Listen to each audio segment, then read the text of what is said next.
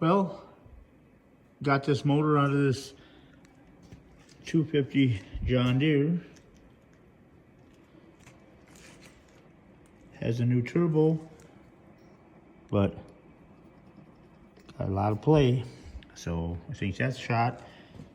Took the drain, remote drain hose off there, and the oil come out. But it's a John Deere, still rolls over. So I guess it's good to go. No, we're gonna overhaul it. So it should be in good shape then, and replacing these two main lines for the oil cooler. So that's all for now. Check my YouTube channel out.